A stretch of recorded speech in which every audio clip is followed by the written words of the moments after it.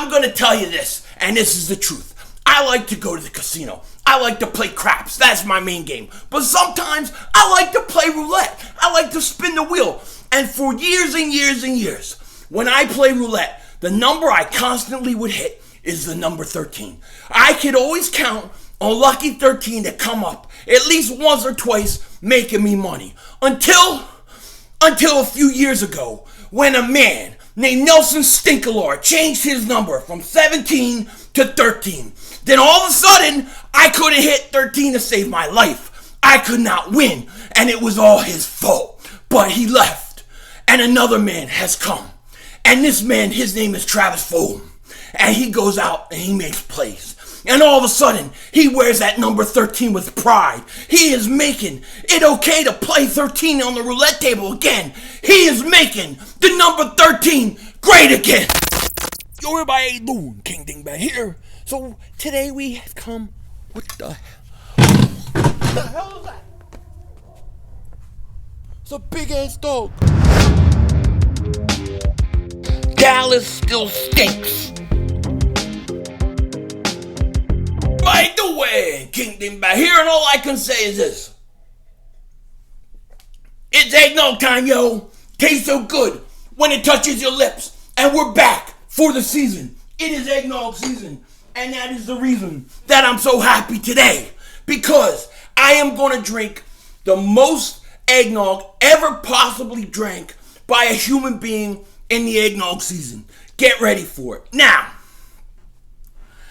we lost a tough game today. And I'm getting ready to go back and watch this game probably twice over before I do my final thoughts, before I criticize Jim Schwartz and Nate Gary, who stink.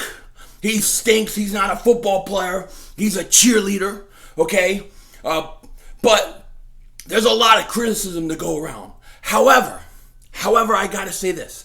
As bad as it is to be 1-3, I feel pretty good where the Eagles are. I know that sounds weird. I don't even understand it. But I just feel good. Travis Fulgham, to me today, showed me so much, man. He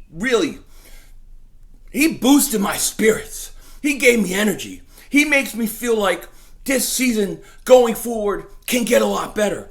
Because what I saw from him today, 10 catches, like 154 yards, catches everything down the field, goes up to the high point. He has become Carson Wentz's security blanket. You could tell already.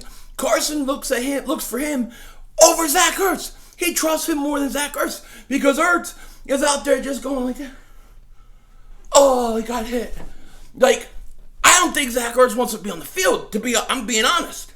He doesn't seem like he wants to be out there on the field. He seems like he's a guy who's worried to get hurt or go all out because he may not get his contract. You know, that's what it looks like to me. But Fulgham gives me hope that this offense can be something special by the end of the year. And I think Carson Wentz, despite 2 interceptions today, I think he played pretty good. I think there's a lot of reason for optimism with this team. They did put 29 points on. They had the chance to win it fourth quarter. They got to get better. Like I said, we'll go and we'll go through everything tomorrow in this game. Bad things, good things, and that kind of thing. Once I do my final thoughts and rewatch the game. But right now, I feel pretty good about where we are. And, I mean, the truth of the matter is, I know some Eagle fans are like, well, look, we don't want to win a division with 7 wins and lose the first round playoffs. I get it. But the reality is this. The reality is major things happened today in the NFC East. Dak Prescott goes down with a compound fracture in his ankle. And I'm not here to troll. I'm not here to give Dallas fans a hard time. I feel bad for the guy. I feel horrible for the guy. My prayers go out to him. I hate to see anybody injured. Hopefully he recovers and gets well soon. And that's all I have to say about that. I hope he gets well soon. Definitely do. But the reality of the situation is he ain't going to probably play the rest of this year. They are now with Andy Dalton, Carson Wentz light, right? They're with him, who I think is a choke. Even though he beat the Giants today, that defense stinks. Okay, Giants had 14 points taken off the board. I don't know how far Andy Dalton can take the Dallas Cowboys. I don't think it's as far as Dak Prescott. So I think when you look at this division, when you look at this belt, when you look at Joe Boo's head. The belt should stay here. Joe Boo's head should be shipped here. And the Eagles are going to win this division. That's what's going to happen. It's going to happen. Now, we might lose in the first round, maybe 7 wins or something like that. But they're going to win. They're going to win the division. They should be the favorite to win the division, especially after Dak Prescott's injury. Because let's face it, the only 2 teams that were winning this division were the Eagles and the Cowboys. Major loss to the Cowboys today. No question about it. So, yeah, I don't know how we're going to beat Baltimore next week. Hell if I know. I don't see how it's going to happen. But there are still some games coming that are very winnable. And I think that for the Eagles, if they can start playing better, fix some things up, I think we could go on a little run. I think we can win our division and get to the playoffs. You never know what could happen. But Travis Fulgham, to me, today, he's making number 13 great again. And it really, to be quite honest with you, he's given me positivity through this loss because I think that the Eagles are going to get only better. Now, what I want to see going forward is I want to see the Eagles say, you know what? We don't need Deshaun Jackson. We don't need Alshon Jeffrey. We don't need Zach Ertz. We don't need Jason Peters. We don't need these guys. We don't need Corey Clement, Boston Scott.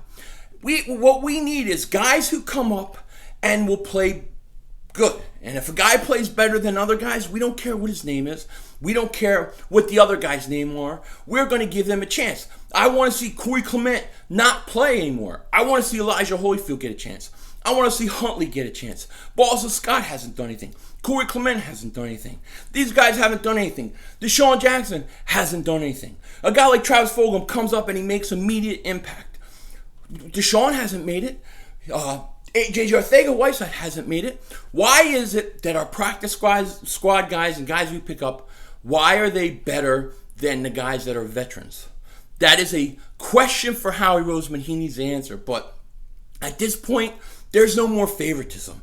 There's no more saying, well, this guy, he did this for us years ago, or he has a reputation. It's all gone. If you can't play as good as the next person, then you shouldn't play. And that's how I hope the Eagles start approaching things and get guys like Nate Gary the hell out of the game.